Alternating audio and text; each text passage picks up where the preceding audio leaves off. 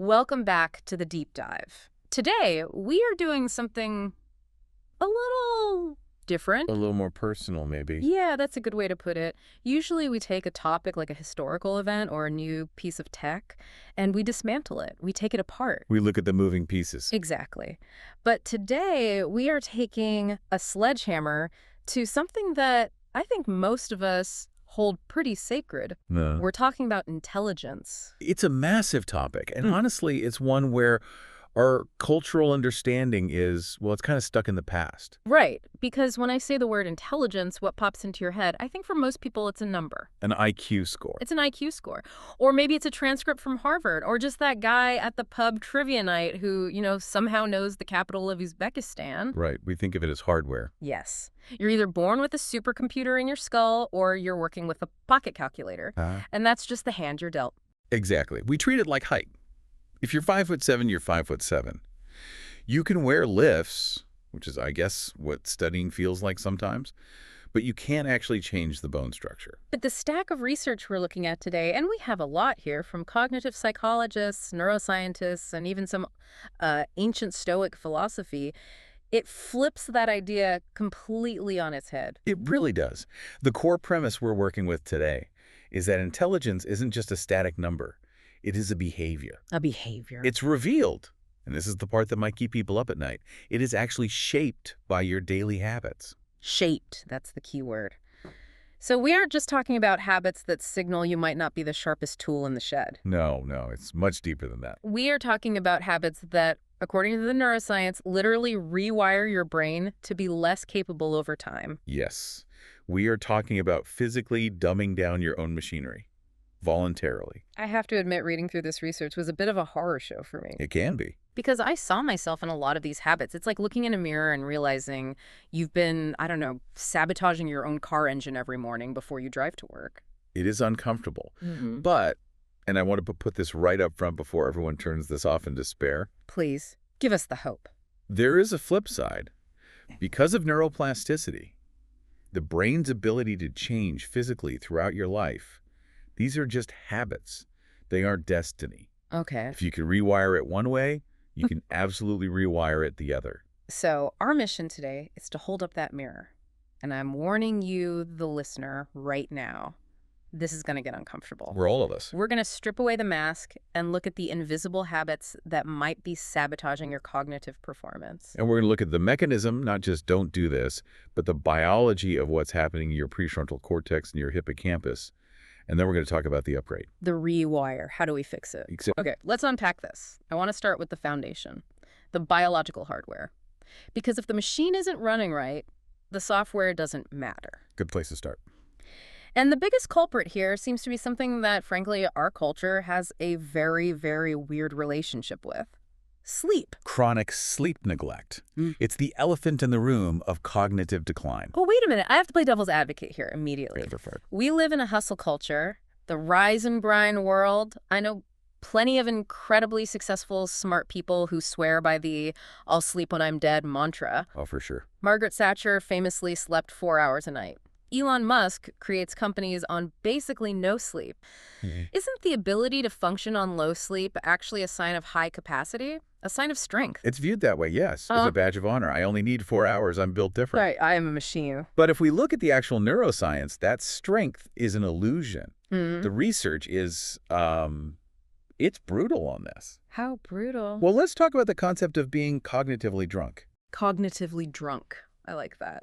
Researchers have done studies where they keep participants awake for 24 hours straight, or, and this is the part that's more relevant to most of us, they restrict them to about 4 or 5 hours a night for a week. So a normal work week for some people? Sadly, yes.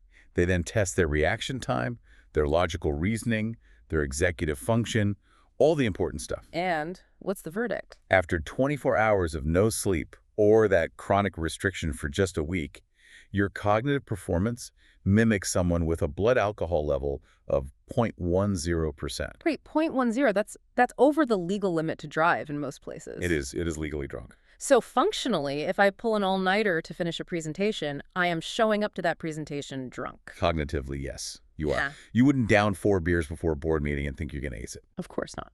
But people show up on 4 hours of sleep thinking they are grinding, thinking they are hustling. Mm. In reality, their brain is stumbling around, bumping into walls. But why? What is actually happening in the brain? Because I can drink coffee, I can force my eyes open, I feel like I'm there. You feel like you're there, but specific, crucial parts of your brain are effectively offline.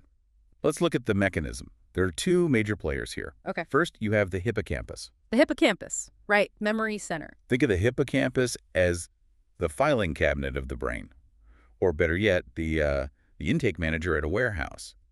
Its job is memory encoding and consolidation. So it takes in the new information. Exactly. During the day, you learn things, Yeah. names, facts, processes. They sit in short-term storage, like packages on the loading dock. When you sleep, particularly during deep sleep, the brain takes that data and moves it from the fragile short-term storage in the hippocampus to the more permanent hard drive of the cortex. So sleep is the save button. That is the perfect analogy. If you don't sleep, you don't save, the loading dock gets jammed.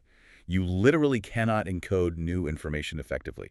This is why cramming for a test all night often fails. You're reading the words, but. But the guy who files them away has gone home for the night. The packages are just piling up and getting lost. Okay, so memory is shot, I get that. But what about decision making? What about just focusing on the task in front of me? That's the second player, the dorsolateral prefrontal cortex. That is a mouthful. It is. Yeah. Let's just call it the CEO of the brain, or, to use a better analogy, the air traffic controller. Okay, I like air traffic controller. It's more visual. This part of the brain handles all your executive functions. It decides what to focus on, it regulates your impulses, and it handles complex logical reasoning. It tells a distraction to wait in a holding pattern so you can focus on the important task. It's the adult in the room. It's the adult in the room. And when you are sleep deprived, brain imaging shows that metabolic activity in this area plummets. So the air traffic controller just walks out of the tower. He's passed out in the break room with a cup of cold coffee. And suddenly, every plane, every impulse, every distraction, every emotional reaction tries to land at once. Chaos. Total chaos. This is why you get irritable. This is why you can't focus on a single email. It's not just tiredness. It is a catastrophic loss of executive control. That makes so much sense. It explains why, when I'm exhausted, I eat junk food. The controller isn't there to say, no, remember our long-term goals? Eat a salad. Precisely. The impulse to eat the sugar wins because there's no one at the controls to veto it. And this leads us to the intelligence signal. What does this habit say about you? Psychologists don't look at chronic sleep deprivation and think, wow, that person is so committed and tough. No. No. They look at it and see a profound lack of strategic foresight. That's harsh. It is. But think about it. If your brain is your primary tool, your moneymaker, your creative engine, and you are deliberately neglecting the one and only thing required to maintain it, It's self-sabotage. it is pure self-sabotage. Yeah. Intelligent people, people who think long-term, view sleep as a fortress to be guarded. It is a tool. It's a performance-enhancing drug, not a weakness. So the upgrade here is a mindset shift. It's not, I need to sleep because I'm weak. It's, I need to sleep because I need my air traffic controller on duty tomorrow. Exactly. Treat it like a non-negotiable medication for your brain. It is the most fundamental form of cognitive maintenance there is. Right. Speaking of being drunk, let's move from cognitively drunk to, well, actually drunk. Alejandro transition. Specifically, what happens when we lose control? The sources talk about behavioral disinhibition, specifically around alcohol. This is the party monster phenomenon. We've all seen it. Maybe we've been it. Oh, for sure. Mm. The person who is perfectly normal, polite, maybe even a little shy, but then 2 margaritas in and they transform. The switch flips. Yeah, they become aggressive or sloppy or overly emotional. They start hitting on people inappropriately. It's a total personality change. And the next morning, what do they always say? Without fail, oh God, I'm so sorry. That wasn't me. That was just the alcohol talking. Right, it was the booze. Yeah. And the neuroscience we have says that is a lie. Oof. Okay, explain. Because I think a lot of people, myself included, have relied on that excuse. I think we all have. But alcohol doesn't create a new personality. It doesn't inject new thoughts or new beliefs into your head. So what does it do? It's a depressant, but specifically, it suppresses the prefrontal cortex, again, our air traffic controller. It suppresses the part of the brain responsible for impulse control, social calculation, and, well, masking. So the alcohol just turns off the filter? It strips the mask away. Yeah. So what you see when someone is drunk and disinhibited is the real them, raw and unfiltered. Wait, that's That's actually terrifying. It is. If you become a rage monster when you drink, that rage is always there under the surface. It's just usually held back by your executive function.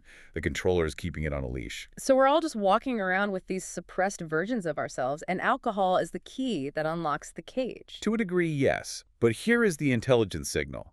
It's not about being a bad drunk versus a good drunk. What is it about? It's about emotional intelligence and regulation. High emotional intelligence involves regulating your internal states even when your biology is fighting back against you. It's knowing your limits. It's knowing your limits. The intelligent act isn't necessarily never drink. It's know when you are about to lose the controller and stopping before you do. And this connects to some fascinating research by a psychologist named Roy Baumeister, right? He talks about ego depletion. That's right. It's a fantastic concept. Hmm. He found that willpower isn't just a virtue. It's like a battery. It's a finite resource that gets depleted with use. So if I spend all day holding back my temper at work or forcing myself to work on a boring spreadsheet, Your battery is drained. my battery is drained. And then you go to the bar, you have a drink, which chemically lowers the battery even further, and then boom, explosion. The filter is gone, the battery is dead, and the monster comes out. Exactly. And Baumeister's research found that people who consistently lose control with alcohol often struggle with self-regulation across the board, with their money, their career, their diet.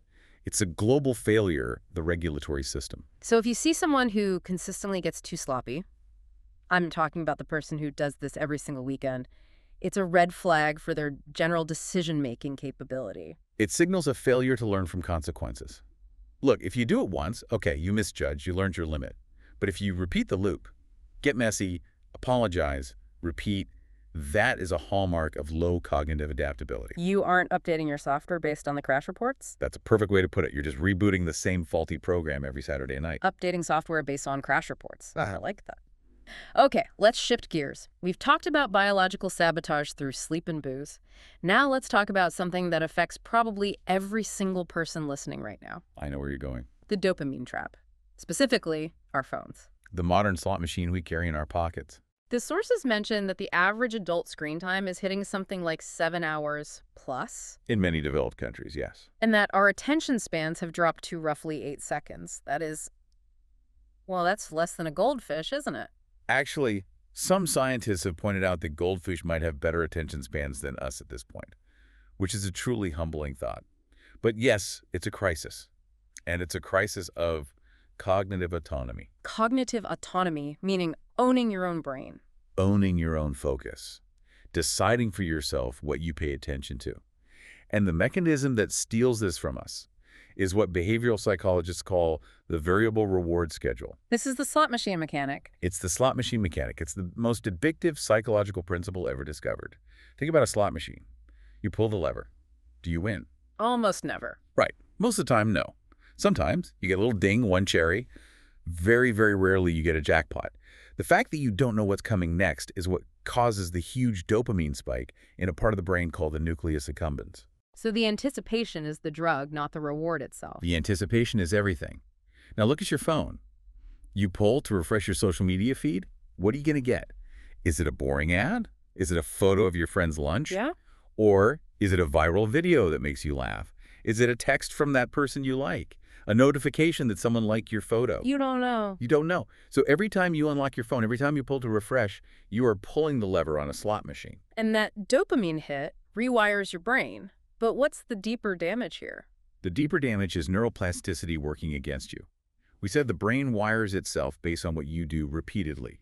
So if you spend 4, 5, 6 hours a day training your brain to switch focus every 15 seconds, Scroll, pause, click back, scroll. you are physically training your brain to be distractible. You are eroding what's called top-down attentional control, your ability to willfully direct your focus.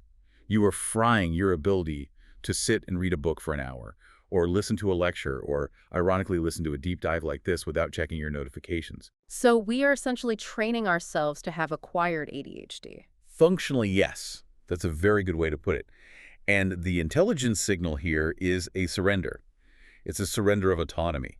You are no longer in control of your attention. The algorithm is. The outline for this deep dive mentions a distinction between doom scrolling and just dopamine scrolling.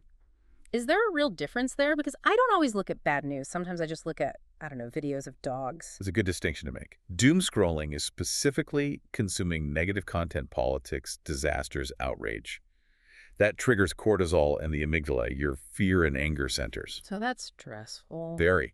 Dopamine scrolling might be positive stuff like the dogs or travel photos or comedy, Yeah. but the mechanism, that variable reward addiction loop, is exactly the same. Both create a state of passive consumption. You're a spectator to a feed. You are. You're consuming, not creating. You're watching, not doing. It trains the brain for passivity. I feel attacked. I really do, because I try to justify it. Oh, I'm just unwinding after a long day. But let's be real, after hours scrolling, I don't feel unwound. I feel empty, drained. You feel empty because you haven't actually rested your brain. You've just stimulated it into exhaustion with thousands of microdoses of information. So what is the upgrade? Because just stop looking at your phone is advice that works for about 5 minutes, and then you're right back at it. You have to create friction. That's the key. The tech companies have spent billions of dollars removing every possible point of friction. Yeah. Face ID, one tap open, infinite scroll.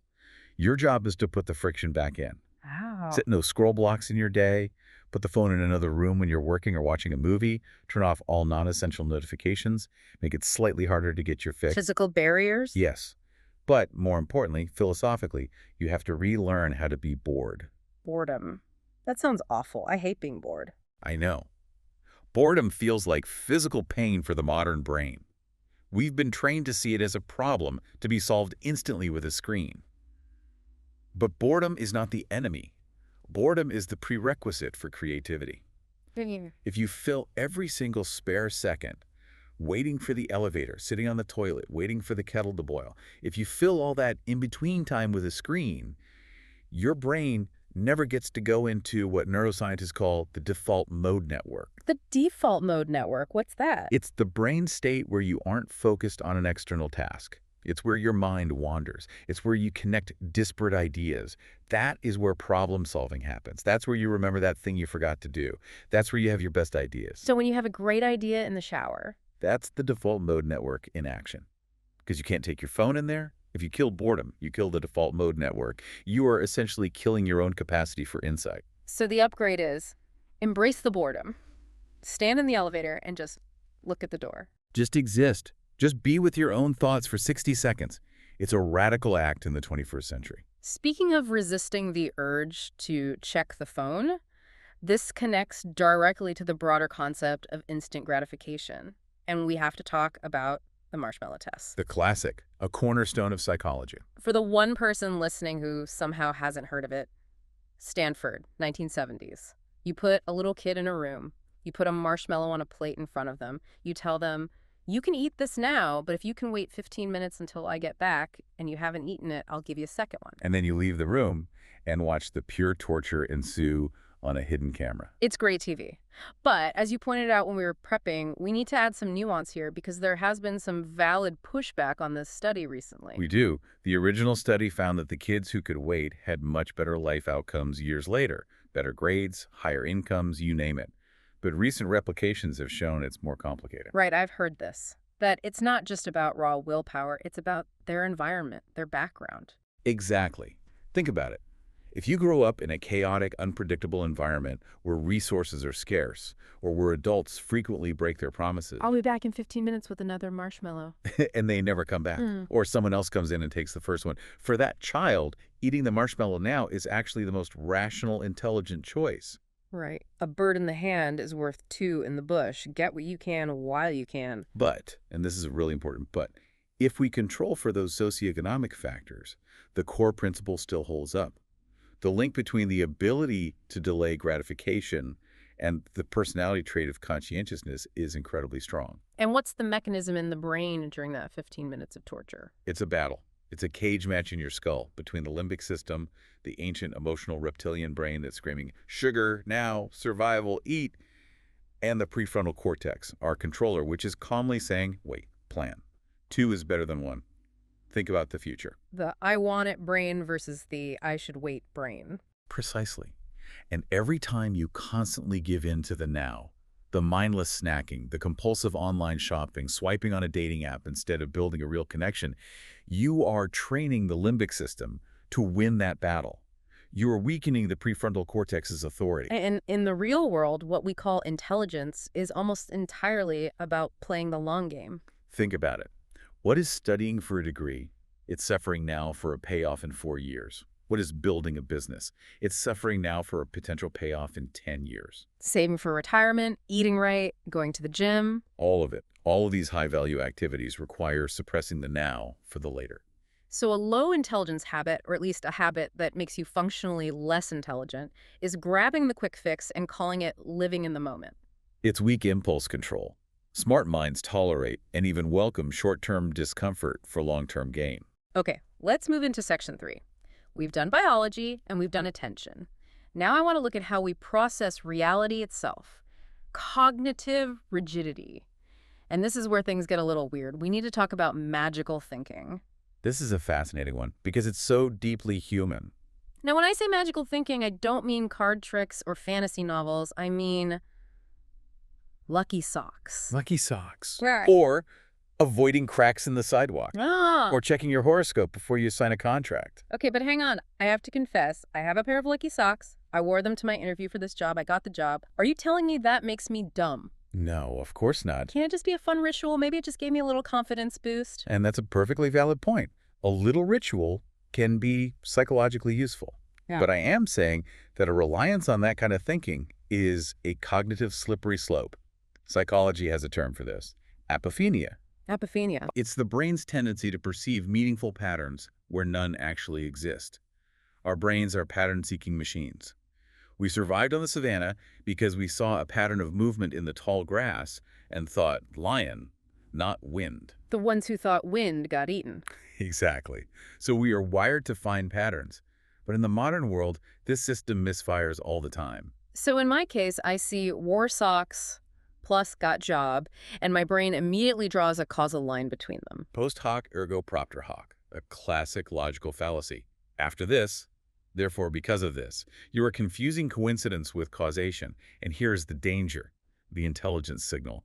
It shows a reliance on System 1 thinking. That's Daniel Kahneman's concept from thinking fast and slow. The very same. System 1 is fast, intuitive, emotional, automatic. I feel like these socks are lucky.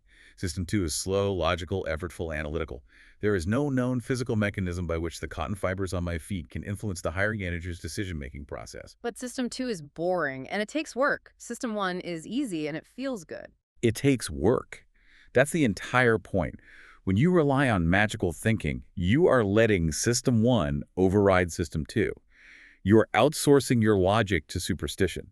And sure, with socks, it's pretty harmless. But what happens when you apply that same lazy logic to your health or your finances? I feel like this stock is lucky. And that's where you lose your house. I feel like this alternative remedy will cure my illness despite the lack of evidence.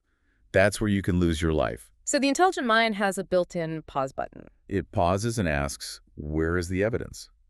The lower functioning mind just builds a ritual out of thin air because it feels right. And that slippery slope leads us right into the next habit: a belief in conspiracies and fake news. Because if you can't distinguish coincidence from causation, you are prime real estate for a conspiracy theory. It's the same basic mechanism, just scaled up to a societal level. And there's a specific cognitive bias at play here called proportionality bias. Proportionality bias, what's that? It is the deep-seated intuitive belief that big lens must have big causes. Give me an example. Okay, take a global pandemic that shuts down the world. Mm-hmm. Or the assassination of a president. These are massive, world-changing events. Our brains really struggle to accept that a massive event could be caused by something small and random. Like a virus jumping from a bat in a market somewhere. Exactly. Or one lone, disgruntled gunman with a cheap rifle. It feels unbalanced, disproportionate. It feels unsatisfying. We want a story. We want a villain. We want a shadowy cabal pulling the strings. We want a story that matches the emotional scale of the event. So we invent one. It wasn't a random bat. It was a deliberately engineered bioweapon. Yeah. It wasn't one gunman. It was the CIA and the mafia working together. It provides a simple, structured story to explain complex, chaotic evidence. And then you add in confirmation bias, where you only look for information that agrees with your new theory, and you're locked in. You're in the rabbit hole. Wow. And the scariest part is the emotional validation mechanism. The MIT study on this is just terrifying. They analyze huge data sets of news stories spreading on Twitter. I saw this one. They found that false information spreads way faster than the truth. 6 times faster. 6 times. And it spreads deeper into the network and much more broadly. Why? Because false information is almost always designed to trigger the amygdala.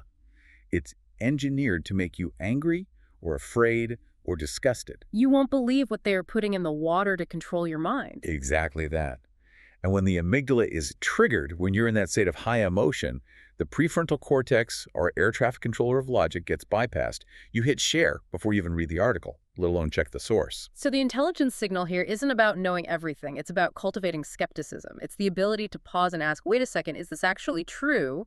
Or does it just feel true because it's making me angry? Precisely. It's the learned ability to override that initial emotional spike with a logical question. That's a core skill of critical thinking. Moving on to another form of bad thinking, rigid thinking. The we've always done it this way crowd. Cognitive inflexibility. This is the death knell of intelligence in a fast-changing world. I feel like we see this in the workplace constantly. You introduce a new software, a new tool, a new process that is objectively better, and there's always that one person who just refuses. I don't like it. The old way worked just fine for me. Yes, it's infuriating. What's going on there? It is prioritizing short-term psychological comfort, the safety of the known over adaptation and long-term gain. And biologically, you can think of it as energy conservation. Learning something new costs cognitive energy. Sticking to the old familiar path is cheap. So being rigid is just being mentally lazy. In a way, yes. But it's also driven by fear. Fear of incompetence. If I have to learn the new way, I might look stupid, I might fail. But adaptability is the ultimate hallmark of intelligence. Darwin didn't say the strongest or the biggest survive. He said the most adaptable survive. The ability to change your mind based on new data is a superpower. It is the superpower. Okay, so we've covered biology, dopamine, and logic. Now I want to look at the social mirror, how our interactions with other people reveal what's going on inside our heads. And the first one is a massive pet peeve of mine, interrupting. Oh, this is a big one. And it's not just rude. It is a cognitive leak. It tells you something is broken in the system. See, I try to tell myself that I interrupt because I'm just enthusiastic, I'm engaging, I'm finishing your sentences because we're on the same wavelength. Is it really why? Or is it because if you don't say your brilliant thought right now, this very second, you're afraid you'll forget it? Okay, I feel seen. Sometimes it's that, 100%. That is a failure of your working memory. It's a sign that you physically cannot hold that thought in your mental buffer for 10 seconds while you continue to listen to me. So you have to vomit it out before it disappears. It's a lack of executive control. So I'm not enthusiastic, I just have a leaky bucket for a memory. Great. In that moment, yes. But it also signals a deeper failure of metacognition. Skilled listeners are actively using metacognitive strategies. They monitor their own understanding. They generate questions to clarify things. Poor listeners just tune out the complexity or jump in because they assume they already know the answer. It's that arrogance of, I know where you're going with this, so I'll just fast forward for both of us. And 90% of the time, they're wrong. Yeah. They miss the nuance. Listening is intelligence in action because it forces the brain to process a perspective that isn't its own. That is heavy lifting for the brain. Yeah. Interrupting is the lazy way out. Then there's the content of the conversation itself. The source material calls it living on small talk. The weather, the traffic. Can you believe it's Friday already? Look, we all do this to break the ice. You get in the Uber, you talk about the rain. It's a social lubricant. It's polite. It is polite. It's necessary.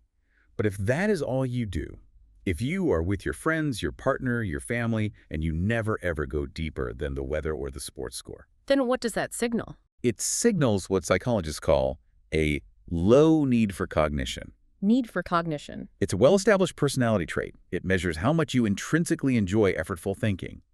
People with a low need for cognition prefer cognitive shortcuts. They prefer the filler. They get uncomfortable with abstraction or philosophy or complex systems. So it's basically a measure of, do you like thinking or do you view thinking as a chore you have to do?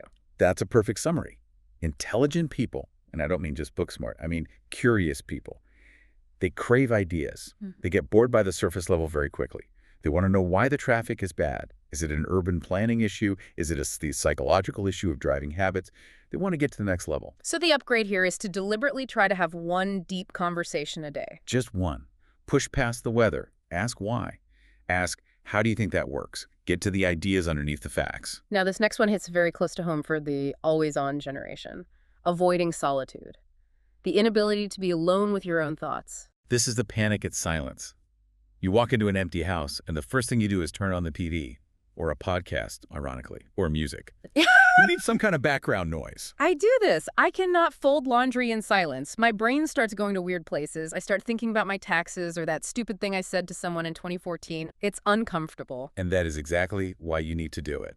The discomfort is the signal. Why is avoiding it a sign of lower intelligence? That seems like a stretch. Because it signals an avoidance of metacognition, the act of thinking about your own thinking. Solitude is where you process your day. It's where you integrate what you've learned. It's where you solve problems. If you constantly drown out your internal monologue with external noise, you are engaging in what's called cognitive offloading. You're letting the podcast think for you so you don't have to. It's a numbing agent. It is. But intelligent minds use solitude as a workspace. They need that offline time to sort through the data and find the signal in the noise. If you can't sit with yourself for 10 minutes without panicking, that signals weak mental processing power. You are dependent on external stimulation to feel okay. The upgrade. Schedule solitude. Start small. Radical silence. 5 minutes. No phone, no music, just you and a wall. See what comes up. It's a workout for your mind. That sounds absolutely terrifying. And that's precisely why you need to do it. You need to meet yourself. All right, let's move to our fifth section, the ego barrier. This is where we get into the Dunning-Kruger effect. Confidence without content. The loudest person in the room is often the one with the least to say. We all know one, the guy at the dinner party who starts explaining crypto or epidemiology or artificial intelligence, but it becomes very clear very quickly that he has no idea what he's talking about. But he's so confident. He has zero doubt. That is the textbook Dunning-Kruger effect. It's a cognitive bias where people with low ability in a specific domain lack the metacognitive competence to recognize their own incompetence. Put simply, they are too dumb to know they're dumb. In that specific area, yes. It's a paradox. Yeah. To know that you are bad at grammar, you first have to know the rules of grammar. If you don't know the rules, you look at your writing and think it's perfectly fine. So true intelligence is often characterized by doubt, by uncertainty. Absolutely. Humility. You hear real experts say, I don't know, or, well, it's complex all the time. Yeah. Because they are acutely aware of the vast expanse of what they don't know. Fake intelligence hides behind certainty and volume. Which leads us to the emotional side of the ego, the victim mentality. The why me syndrome. This is a big one. The world is rigged against me. My boss just hates me. I just have bad luck. This relates to a core psychological concept called locus of control. An external locus of control is the belief that your life is controlled by outside forces, luck, fate, other people. Life happens to you. Right. An internal locus of control is the belief that you are the primary driver of your life's outcomes. Life happens by you. The sources we looked at call this the sweet poison of self-pity. I love that phrase. It's a stoic perspective. It feels good, sweet in the moment to blame the world. Why? Yeah. Because it absolves you of all responsibility. If it's the economy's fault I'm broke, then I don't have to learn how to budget. If it's my boss's fault I didn't get promoted, then I don't have to work on improving my skills. It's a comforting story. But it's poison because it paralyzes you. You become a passive character in your own life. Exactly. Blaming injustice makes you soft. It makes you weak. And it makes you manipulatable. If you believe you are a victim, you are always waiting for a savior to come and fix things for you. So what's the intelligent response? Intelligence is looking at the rigged game and asking, okay, the game is rigged. What is my move? It's pragmatic. It's asking, what am I going to do about it? Rather than, why is this happening to me? It's the shift from why to what now. That is the locus of all personal power. And the final piece of this ugly ego puzzle. Never admitting mistakes. This is the ultimate blockade to learning and growth. The person who, even when you show them the data, they're clearly wrong, but they'll change the subject or attack you personally or say, oh, I was just joking. Anything but the simple words, you're right, I was wrong. It's a sign of a deeply fragile ego. Admitting an error feels like an existential threat to their entire self-worth. But here's the mechanism problem. Learning requires a feedback loop. Okay. You try something, you fail, you acknowledge the failure, you analyze it, you adjust your approach, and you try again. If you cut out the acknowledge failure part, You break the loop. The circuit is broken. You cannot learn. You are doomed to repeat the same mistake over and over again, forever. That is the definition of stupidity in action, doing the same thing and expecting a different result. Smart people apologize quickly. Because they value becoming right over feeling right. That is a crucial distinction. They want to get to the correct answer more than they want to win the argument. Their ego is tied to growth, not to being infallible. Wow. Okay, we have covered a lot of heavy ground. Sleep deprivation, alcohol, doom scrolling, magical thinking, interrupting, victimhood. It's a lot, and I imagine some listeners are feeling a bit called out right now. I know I am. And that's okay. That's the entire point. The mirror is so to show the blemishes. That's its job. But we promised hope. Section 6 is the rewire, because the brain is plastic. None of this is a life sentence. This is the most important part of the whole conversation. Neuroplasticity means your brain's physical structure changes based on what you do repeatedly. These habits we discussed, they were just well-worn paths in the snow. You've walked them 1,000 times, so they're deep and easy to walk down. But you can forge new paths. You can always forge new paths. It just takes effort to stamp down the snow somewhere new. So it's not about shame, it's about training, like going to the gym for your mind. Precisely. These habits indicate how you are currently thinking, not who you inherently are. But, and here's the Stoic challenge, it costs something. The price of forging a new path is discomfort. You have to train the mind like a wild horse. It's going to buck and resist. Exactly. It requires daily friction and daily discipline. So let's recap the upgrades. If the listener wants to start rewiring today, what are the quick wins? Let's go through them one by one. Okay. First and foremost, sleep. Stop treating it as an optional luxury. It is the foundation of everything. If you are sleep deprived, you are fighting every battle with one hand tied behind your back. Guard the fortress of your sleep. Make it non-negotiable. Okay, number 1, sleep. Second. Solitude. Yeah. Face the silence. You don't have to go on a week-long silent retreat. Start with 10 minutes. Sit in a chair. No phone. Just sit. Activate that metacognition. It will be painful and boring at first. Do it anyway. It's a muscle. Got it. Third. Focus. Yeah. Create no scroll blocks. Heal that fried dopamine reward loop by removing the slot machine for set periods of the day. Put the friction back in. Leave your phone in the car when you go to dinner. And on the social side of things? Listen to understand, not to interrupt. This is a powerful one. Force yourself to wait 2 seconds after the other person stops talking before you speak. Just count to 2 in your head. It will feel like an eternity, but it will change your relationships. And finally, the big one, the ego. Kill the ego. Make it a practice. When you are challenged or criticized, instead of your first instinct being to defend, make your first instinct to ask, where am I wrong? Actively seek the correction. Where am I wrong? I love that. It's such a power move, actually. It's not weak at all. It's the ultimate power move. It disarms everyone, and it makes you smarter instantly. You can't lose. So here we are at the end. We've held up the mirror. You, the listener, you have 24 hours in a day. Are you spending it buying distraction, which the sources call the cheapest, most abundant asset in the world?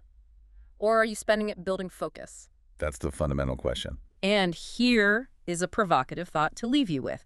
Most people listening to this will hear all of this, feel a moment of conviction, maybe a little sting of recognition, and then, within minutes, they will close the app and immediately pick up their phone and scroll to the next distraction. Reinforcing the very loops we just spent an hour warning them about. Exactly. The brain craves the comfort of the old, easy path in the snow. So the challenge is, can you be the minority? Can you be the one who stops this right now, puts the phone down, and actually reflects in silence for 5 minutes on just one thing we talked about? Can you choose the short-term discomfort of change over the long-term comfort of stagnation? Because the goal isn't just to be smart so you can win at trivia or brag about it. It's to be free. Free from the invisible habits that keep you stuck. That's it. At the end of the day, intelligence is freedom. Thanks for diving in with us. We'll see you next time. Take care.